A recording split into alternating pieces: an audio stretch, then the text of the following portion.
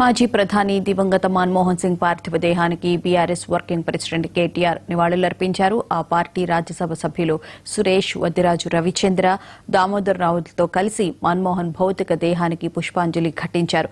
శుక్రవారం హైదరాబాద్ నుంచి ఢిల్లీ చేరుకున్న ఆయన మన్మోహన్ సింగ్ నివాసానికి వెళ్లి నివాళులర్పించారు.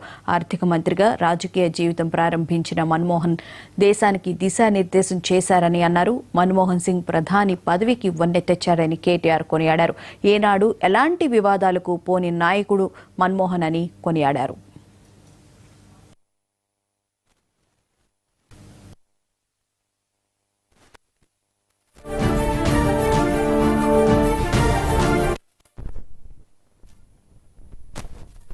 గౌరవనీయులు పెద్దలు,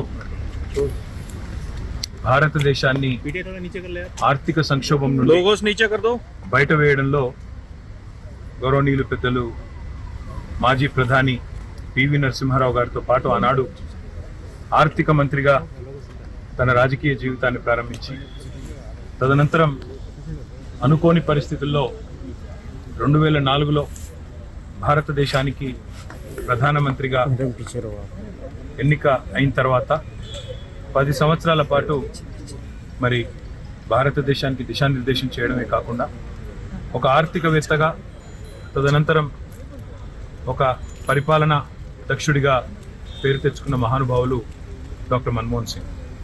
ఒక్క భారతదేశంలోనే కాదు, ప్రపంచవ్యాప్తంగా కూడా ఒక మేధావిగా భారతదేశానికి వన్నె తెచ్చిన నాయకుడు డాక్టర్ మన్మోహన్ సింగ్. భారతదేశాన్ని ఆర్థిక సంక్షోభం నుంచి బయటేయడమే కాకుండా ప్రపంచంలో మన దేశానికి గౌరవాన్ని తీసుకురావడమే కాకుండా ఒక సౌమ్యుడిగా, వివాద రహితుడిగా, అందరివాడుగా భారతదేశానికి గొప్ప పేరు తెచ్చిన నాయకుడికి ఈరోజు మా పార్టీ తరఫున ఇక్కడికి వచ్చి నివాళి అర్పించాలని చెప్పి పెద్దలు కేసీఆర్ గారి ఆదేశం మేరకు మా గౌరవ రాజ్యసభ ఫ్లోర్ లీడర్ సురేష్ రెడ్డి గారు, అదేవిధంగా రవిచంద్ర గారు, దామోదర్ రావు గారు అందరూ కూడా కలిసి వారి కుటుంబ సభ్యులు, వారి శ్రీమతి గురుశరణ్ కౌర్ గారిని, ఇంకా ఇతర కుటుంబ సభ్యులను కూడా కలిసాం.